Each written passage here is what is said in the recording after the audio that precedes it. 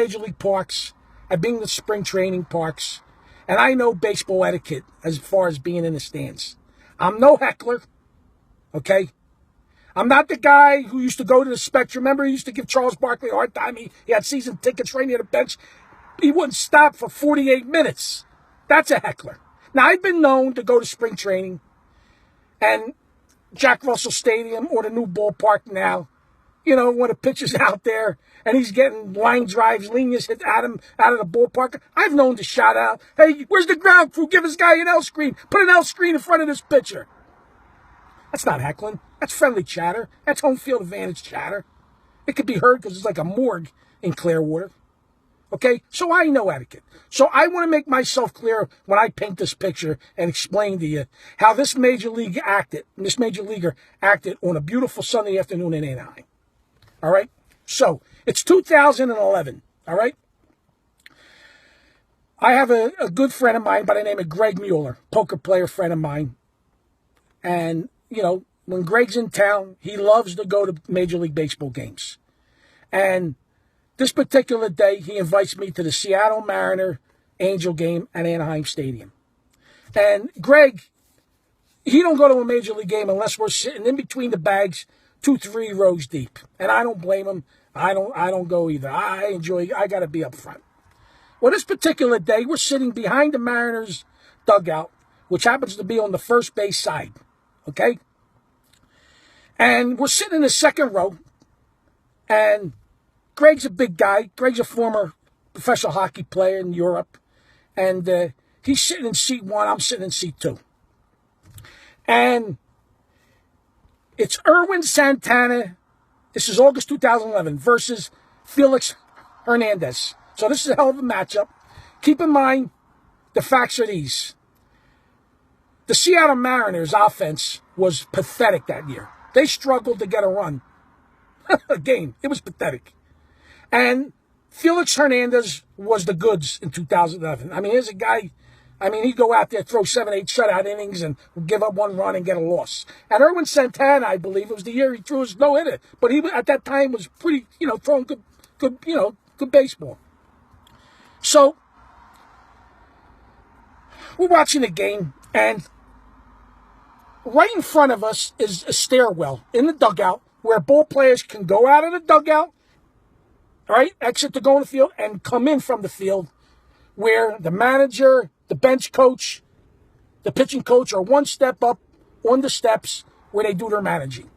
And down the other end of the dugout is another opening where ball players can come in and go out from the dugout.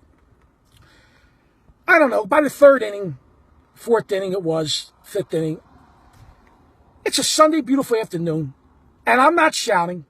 I'm not using profanity. I'm talking to Greg, okay? And I'm talking to where the manager, bench coach, 10, 15 feet in front of me, okay? And I'm saying things like this. I'm paraphrasing, okay?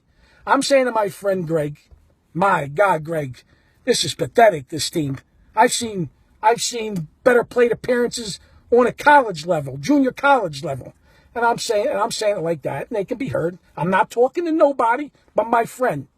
And then I go on to say, things like, man, these poor Mariner fans, thank God they only got to watch their home team 81 times at home. Because they were pathetic. These plate appearances was brutal. Each inning, they went up there. It took about 4 minutes. And they were swinging balls, and it was a joke. So, I noticed Chris Chambliss, former Yankee, on the rail, and I know right away he's the hitting instructor. I holler out. Now, I got to holler out a little bit because he's on the rail. He's a good 20, 30 feet away from me. And I go, oh, Chris. And he looks at me. He gets my attention. My tone and my voice. He going to look. He looks back at me, and I go, yo, Chris, this ain't the 78 Yankees, man. This has got to be brutal for you. Right? He gave me a look. He rolled his eyes. And by this time, I'm talking to my friend Greg. And Greg is as I'm looking at Greg, he's looking at me and he's saying, Sugar, players trying to get your attention. As I turn to look, this little weasel, Adam Kennedy, who's not in the lineup, he's at the end of his career. As I look, he looks at me And he says, and I'm not paraphrasing, "Hey, you, shut the fuck up." Oh, my God. First, I'm in shock. I can't believe what I'm hearing. A Major League ball player, one of these pompous millionaire ball players who thinks he's entitled. Okay? First of all, I'm playing Major League Baseball. If the fan ain't calling me an F word, getting personal, talking about my wife, my family, I ain't saying nothing to this guy. He's throwing F-bomb at me. I'm so shocked. I look at him. I'm in shock, believe me. I give him a dinero, and taxi driver goes, I look at my, "Are you talking to me?" As I ask him that question, second time, "Shut the motherfucker up," he says. Wow. Now I'm blown away. A Major League ball player throwing the F-bomb, kids, mothers, parents, he don't give two shits. Now I'm like, really?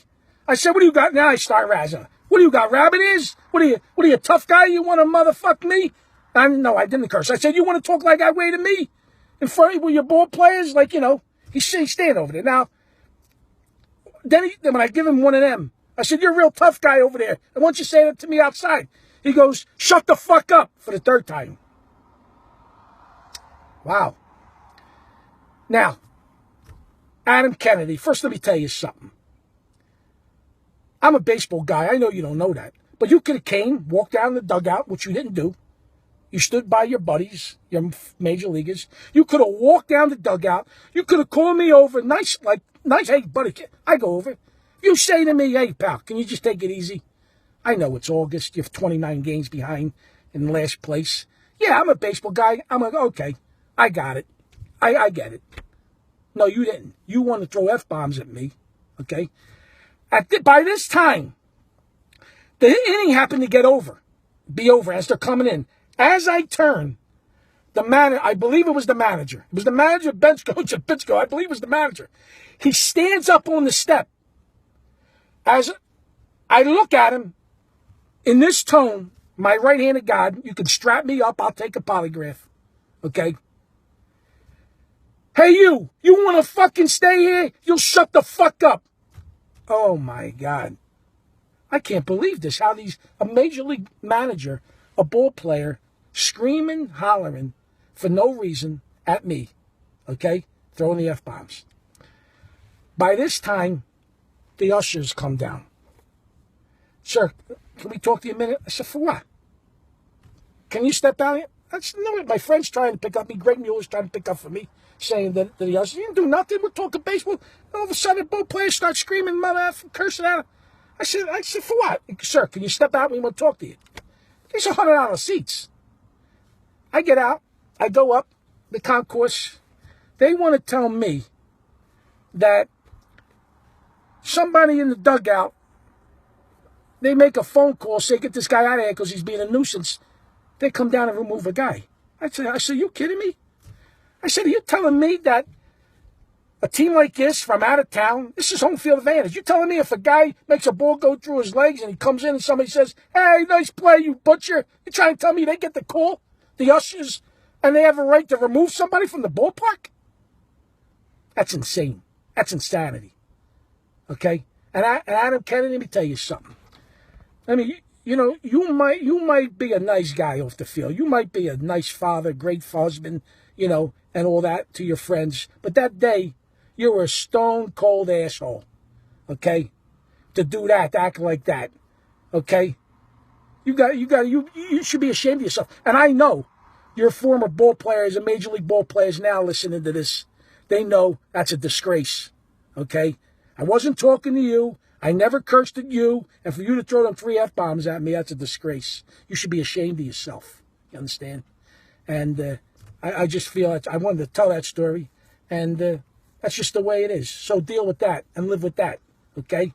No major leaguer should ever talk to a fan like that for no reason. Yeah, us fans don't have the right to get personal, curse at a ball player, whatever. We all seen how some fans have gotten unruly and got thrown out of a ballpark like that. So, that's my opinion on that. So, there you have it. And I want everybody, my Facebook friends, If anybody agrees with me, I want them to share this. I want this to be seen. Share it. Okay? All right. Can you imagine a guy playing baseball, making millions of dollars, going to talk to a fan like that? We come support you, guy. Without fans, you can't live these luxurious life. God bless you. You deserve it. But you want to treat a fan like that? You're a disgrace, Adam Kennedy.